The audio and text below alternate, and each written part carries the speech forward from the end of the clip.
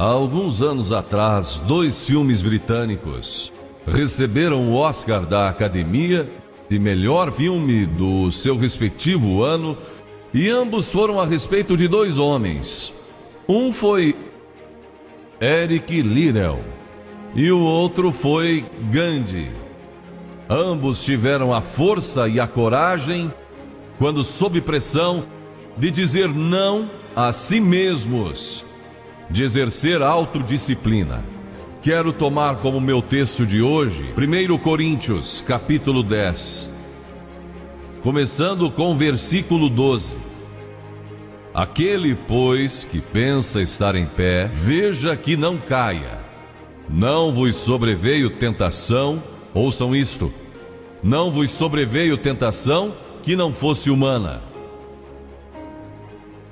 Todo ser humano enfrenta tentações no decorrer de sua vida, mas Deus é fiel e não permitirá que sejais tentados além das vossas forças. Pelo contrário, juntamente com a tentação vos proverá livramento, de sorte que a possais suportar. Deus provê o escape, se você conhece a Cristo. Bom, aqueles 2 filmes tiveram um tremendo impacto sobre o mundo. De 1982... foi Carruagens de Fogo, a história de Eric Liddell, um jovem que disse não a si mesmo e sim a Cristo. Ele surpreendeu o mundo quando se recusou a correr no domingo nas Olimpíadas de Paris de 1924. E vocês todos sabem que ele disse não até mesmo ao príncipe de Gales, que lhe pediu que corresse, porque ele era o homem mais rápido do mundo nos 100 metros. Mas ele disse não pelo dia ser num domingo e era contra suas convicções bíblicas escocesas. E recentemente foi comemorado o 60º aniversário da grande vitória de Eric Liddell nas Olimpíadas, porque ele correu nos 400 metros em que ninguém achava que teria chance, e venceu. E fizeram esse grande filme a respeito de sua vida. E o que muita gente não sabe é que a vida de Eric Liddell não se limitou àquela vitória, porque depois que se formou na Universidade de Edimburgo, quando partiu, a estação estava lotada de colegas e professores cantando "Saudai o nome de Jesus", porque Eric Liddell foi para a China como missionário. Foi capturado pelos japoneses durante a guerra e morreu num campo de concentração japonês. Mas naquele campo ele trouxe alegria e coragem a todos os prisioneiros, pois pregou para eles e cantou para eles, ministrando as suas almas. E ouvi dizer que estão preparando um outro filme, mostrando a sua vida ali, porque ele teve coragem de dizer não. O mundo ouviu falar dele, porque ele disse não àqueles que tentaram fazer com que abandonasse suas convicções cristãs pessoais. E eu penso em William Booth, há pouco mais de 100 anos atrás, que fundou o Exército da Salvação. Ele se converteu, tornou-se um vigário, pastor, e foi para as favelas de Londres, para as zonas da Luz Vermelha. Pregou entre a gente pobre, formou um pequeno grupo chamado Banda Aleluia, e ia às esquinas, e ia também às prisões. E alguns dos líderes religiosos da época não gostaram daquilo, e assim ele foi chamado diante de uma conferência de líderes religiosos e disseram: William Booth, você vai pregar onde nós o mandarmos, senão será excomungado. Ali estava ele diante daquela vasta assembleia de pastores. Que poderia dizer Catherine Booth, que se tornou tão famosa quanto ele, sua esposa, que estava na galeria, e abanou o seu lenço gritando: William, diga não! E William obedeceu sua esposa e disse não. E assim nasceu o Exército da Salvação.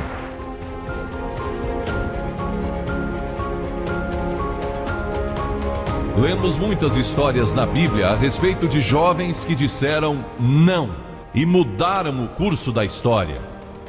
A primeira que quero mencionar, talvez nunca tenham ouvido falar.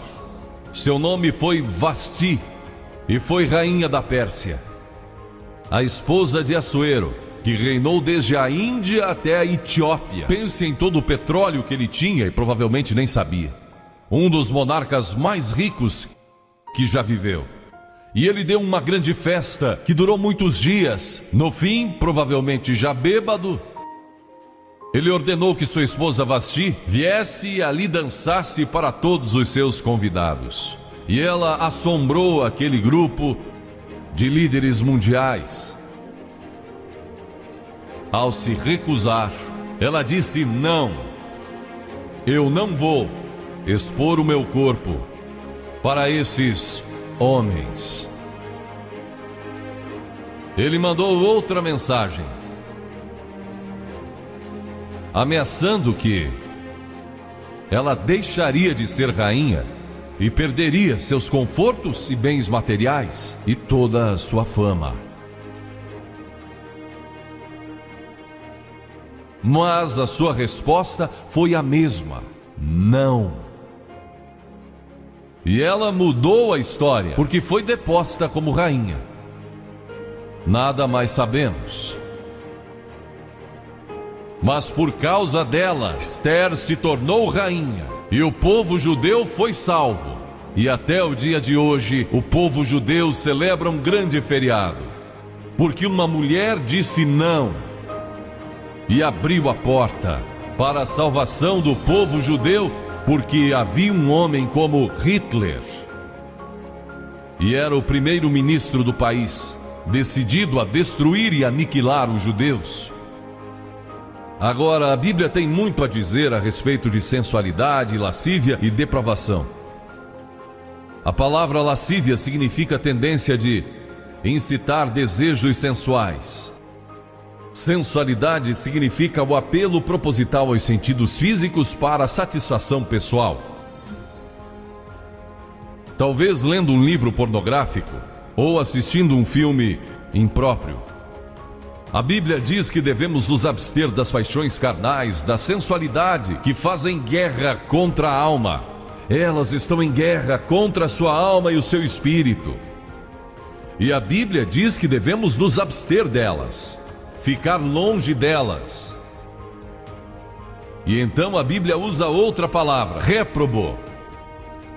Agora isso se refere a pessoas totalmente depravadas, de consciências mortas ou cauterizadas. Não sabem mais orar, perderam a capacidade de discernir entre o bem e o mal. E em Romanos 1:28 lemos: e por haverem desprezado o conhecimento de Deus, o próprio Deus os entregou a uma disposição mental reprovável para praticarem coisas inconvenientes. Ou seja, Deus desistiu deles dizendo: vão em frente, gozem toda a depravação e a sensualidade que quiserem, não vou perturbá-los, ainda não. Mas saibam que os seus pecados o acharão e prestarão contas no dia do juízo. E Paulo, escrevendo ao jovem Timóteo, disse: também estes resistem à verdade, homens de todo corrompidos, réprobos quanto à fé. Em outras palavras, rejeitaram a Cristo por tanto tempo que suas consciências se cauterizaram e seus corações se endureceram. E mesmo que o Espírito de Deus lhes fale, eles não podem ouvir. É por isso que é importante que você aceite a Cristo quando jovem. É importante que venha a Cristo agora. Se o Espírito de Deus está falando com você, entregue a sua vida a Cristo, porque o dia pode chegar em que a sua consciência esteja morta e você não possa mais ouvir a voz de Deus. Ela disse não, mas Vasti, você vai perder o trono, vai perder suas riquezas, pode até perder sua vida. Ela disse: minha resposta é não. Qual é a sua resposta hoje àquelas coisas que são erradas? A mentira, a lascívia, a cobiça, ao preconceito racial. Qual vai ser? Você vai disciplinar seu corpo? Vai permanecer firme às convicções que Cristo e a Bíblia ensinam? Ou vai ceder e seguir pelo caminho largo que leva à destruição? ou vai entrar pela porta estreita e pelo caminho apertado que conduz à vida eterna? Qual vai escolher? Você tem uma escolha hoje. Deus nunca vai forçá-lo a escolher. E então houve um outro jovem, um jovem chamado Daniel. E a Bíblia diz que Daniel resolveu em seu coração que não se contaminaria com as finas iguarias do rei, nem com o vinho que ele bebia. Agora Daniel era um jovem que tinha um propósito. Ele havia sido capturado em Jerusalém. Quando o exército de Nabucodonosor invadiu a cidade, ele foi capturado e levado através de milhares e milhares de quilômetros à Babilônia, a quase 3.000 quilômetros de sua própria terra. Sem aviões nem automóveis, eram semanas de viagem. Mas ele estava resolvido a servir a Deus e não devia ter mais de 12 ou 15 anos de idade. E Nabucodonosor, o grande rei, levara cativos de Jerusalém para a Babilônia e ordenou que aqueles jovens, em quem não havia defeito, de boa aparência, instruídos em toda a sabedoria, fossem ensinados em sua corte, para que ele pudesse usá-los. Ele queria usar aqueles jovens judeus porque sabia que eles tinham um dom especial. E durante o período de treinamento mandou que lhes dessem os melhores vinhos e as mais finas iguarias e todos os confortos disponíveis na corte de Nabucodonosor. Mas Daniel disse: não quero o vinho do rei e não quero as iguarias do rei. Quero dormir no chão, não numa cama de penas. Quero viver uma vida simples e também disciplinada. Que diferença dos que mal podem esperar pelo dia que possa sair de casa e se divertir, mas não Daniel. Daniel estava longe de casa e ninguém saberia se ele fizesse algumas dessas coisas. Ninguém saberia se ele tivesse uma namorada e dormisse com ela, ou se embebedasse com o melhor vinho do rei. Ninguém saberia lá em Jerusalém, e ele poderia ter se tornado muito popular. Mas esse primeiro não, quando jovem, preparou-o para o grande não, quando era primeiro-ministro da Babilônia, e foi lançado na cova dos leões, porque não abandonou sua fé em Deus. Nós nos contaminamos ao comer demais, ou ao nos embebedarmos, ou ao tomar drogas, ou gastando tempo demais assistindo televisão, ou indo aos cinemas. Jesus declarou em Lucas capítulo 21: acautelai-vos, para que nunca vos suceda que os vossos corações fiquem sobrecarregados com as consequências da orgia e das preocupações deste mundo, e para que aquele dia não venha sobre vós repentinamente. O apóstolo Paulo disse: não vos disponhais para a carne no tocante às suas concupiscências. E Pedro disse: porque basta o tempo decorrido para terdes executado a vontade dos gentios, tendo andado em dissoluções, concupiscências e em detestáveis idolatrias. A Bíblia diz que devemos disciplinar nossas mentes e também nossos corpos, e disciplinar nosso coração pela nossa fé em Cristo.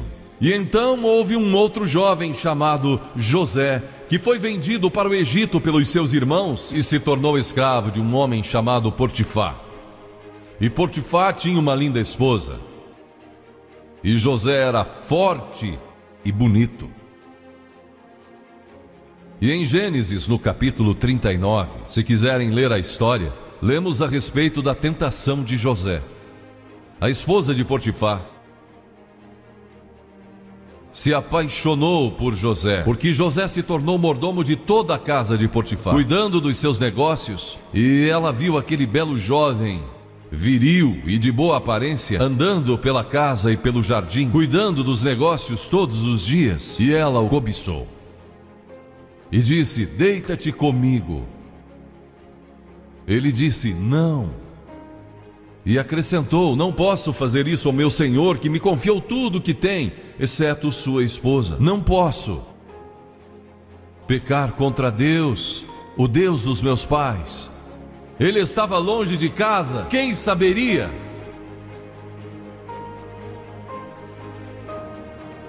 Mas disse não. E quando disse não, Na última vez, ela o agarrou e ele fugiu dela, deixando sua capa.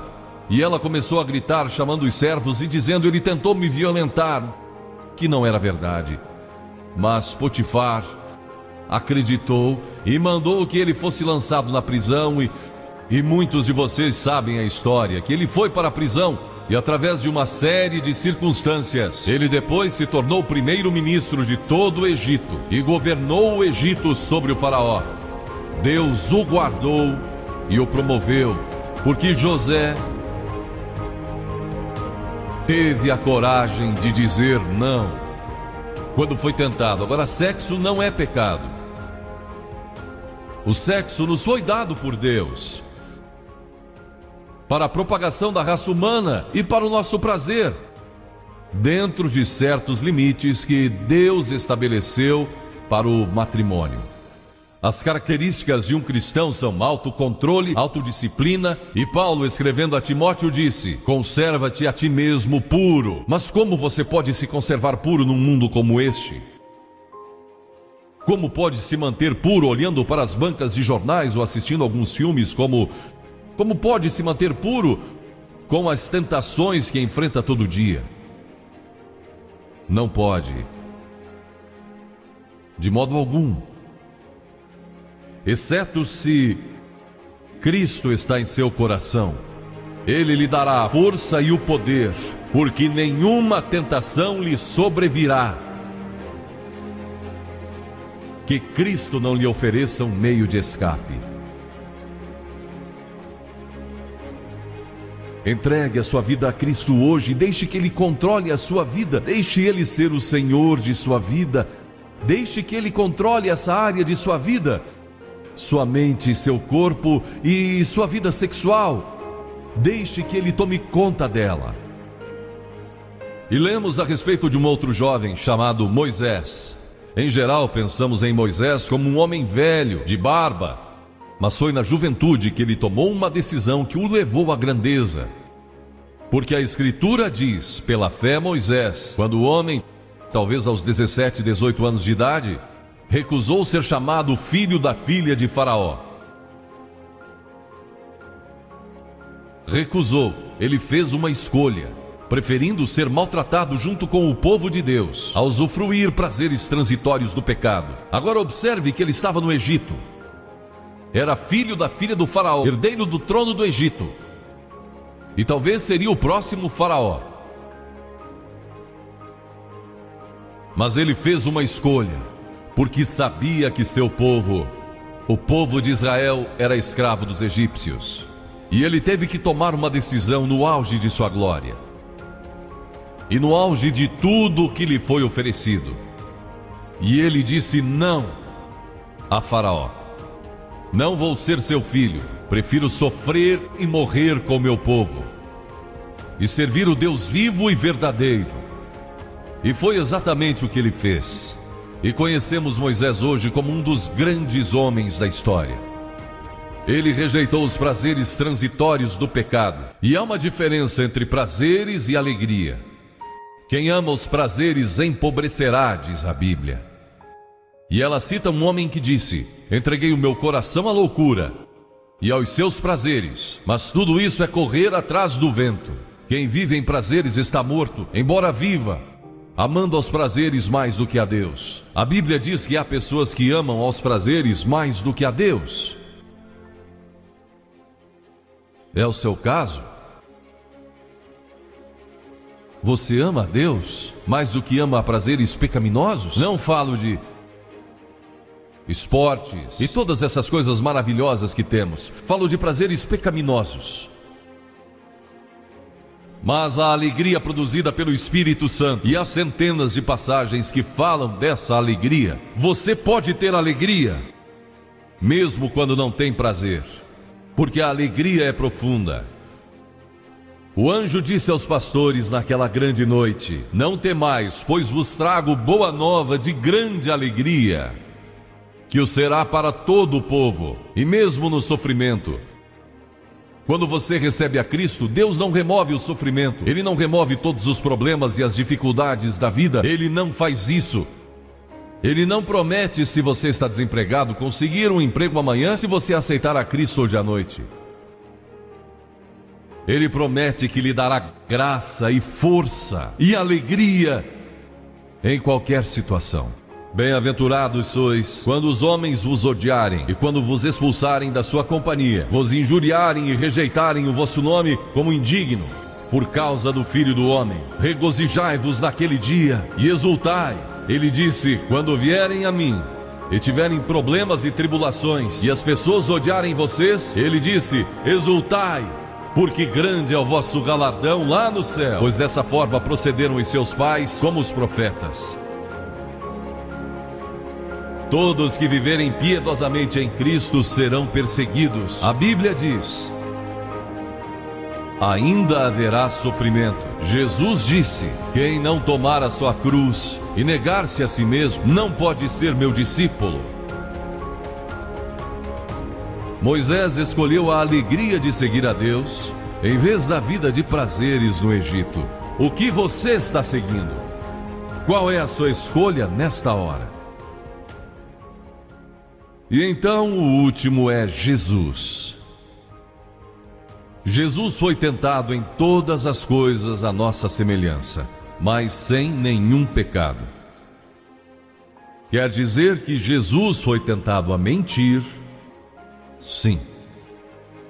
Que Jesus foi tentado a cobiçar? Sim. Que ele foi tentado a adulterar? Sim. Que Jesus foi tentado a roubar? Sim. Ele foi tentado em todas as coisas, como nós, mas sem pecado. Como ele teve vitória sobre a tentação? A Bíblia nos diz no capítulo 4 de Mateus e em muitos outros textos, mas vou falar só deste. O diabo veio a ele quando ele estava faminto e sedento e disse: se és o Filho de Deus, manda que essas pedras se tornem em pães. Observem que ele tentou colocar dúvidas na mente de Jesus quanto à sua identidade. Agora Jesus era o Filho de Deus, nascido de uma virgem, Filho de Deus, que foi ressuscitado dos mortos pelo poder de Deus e está vivo hoje. Mas o diabo pôs dúvidas em sua mente. Ele estava fraco e cansado e faminto, um ser humano. Ele não enfrentou o diabo como Filho de Deus, enfrentou como homem. E ele sempre respondeu citando as Escrituras. É por isso que você deve decorar as Escrituras. Nem só de pão viverá o homem, mas de toda palavra que procede da boca de Deus. Jesus disse que há uma coisa que é mais importante que a comida, sexo e coisas materiais. É sua vida espiritual. E então ele disse: se tu és o Filho de Deus, atira-te abaixo, porque está escrito: aos seus anjos ordenará a teu respeito que te guardem, para não tropeçares. E Jesus de novo respondeu: está escrito: não tentarás o Senhor teu Deus. Então o diabo o levou a um alto monte e lhe mostrou todo o futuro do mundo, todos os reinos que ainda estavam por vir. Ele disse: se dobrares o teu joelho e me adorares, eu te darei todos os reinos do mundo e sua glória. Jesus não argumentou se ele podia fazer isso. O diabo pode dar-lhe qualquer coisa. Alguns de vocês estão vendendo as suas almas por nada, coisas sem valor. A Jesus ele ofereceu o mundo todo. Mas ele sabia que a cruz estava esperando por ele, e o único meio de salvação para o mundo era a cruz. Se tivesse obedecido ao diabo, nós nunca teríamos tido a oportunidade de sermos salvos e perdoados. Jesus teria tomado um atalho e nós estaríamos perdidos. Mas Jesus disse: está escrito, ou melhor, começou dizendo: retira-te, Satanás, porque está escrito: ao Senhor teu Deus adorarás e só a Ele darás culto. E assim o diabo o deixou, e anjos vieram e o serviram. Observe como Jesus enfrentou o diabo ao ser tentado. Primeiro, ele citou as Escrituras. Segundo, ele estava cheio do Espírito Santo. E terceiro, estava na vontade de Deus. Você está disposto a dizer não às tentações do diabo? Está? Pense nisso. E está disposto a dizer sim às declarações de Cristo, de que Ele é Filho de Deus e quer que Ele entre em seu coração e perdoe seus pecados, salvando? Eu sei que muitos de vocês foram batizados e confirmados. A maioria de vocês talvez sejam membros de uma igreja, ou se identificam com uma igreja, ou talvez vão a uma igreja 2 ou 3 vezes ao ano. Não sei se faz isso ou não, mas sei que muitos o fazem. Mas não podem declarar aqui hoje: eu sei que meus pecados foram perdoados, eu sei que vou para o céu.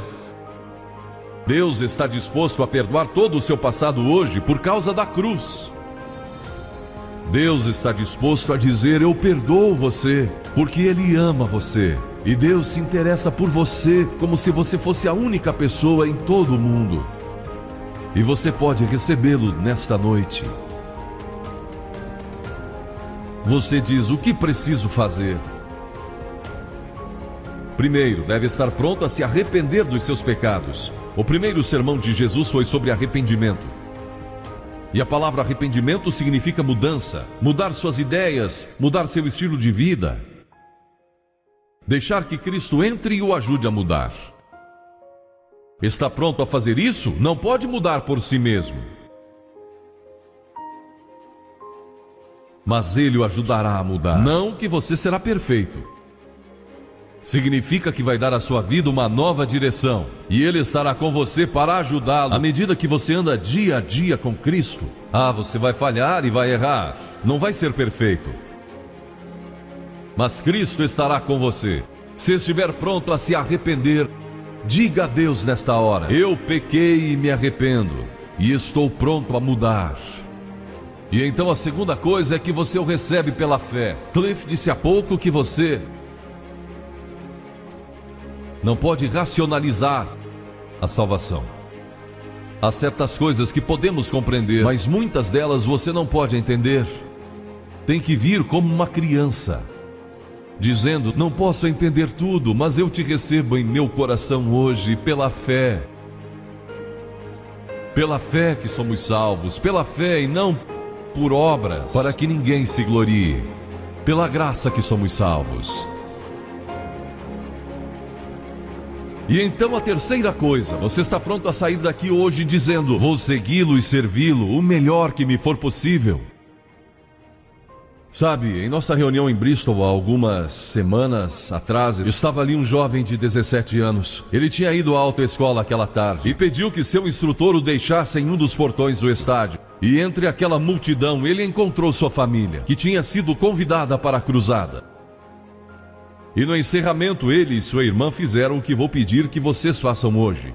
Vieram à frente e ficaram diante da plataforma, indicando que estavam entregando suas vidas a Cristo. Uma semana depois, esse rapaz de 17 anos morreu num acidente num túnel que desmoronou. Talvez até vocês tenham lido nos jornais. Ele disse sim a Cristo, nunca imaginando que em poucos dias ele estaria indo ao céu. E nós o veremos lá outra vez. Você sabe para onde iria se isso acontecesse com você?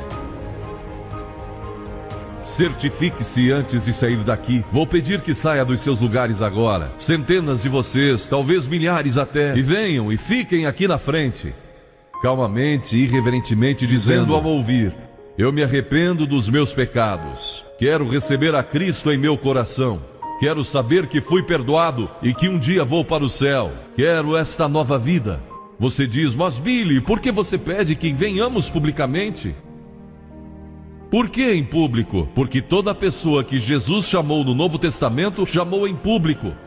Ele disse: se não estiver disposto a me confessar diante dos homens, tampouco eu o confessarei diante do meu Pai que está nos céus. Jesus morreu publicamente por você, despido, sangrando, diante de toda aquela multidão. Por você.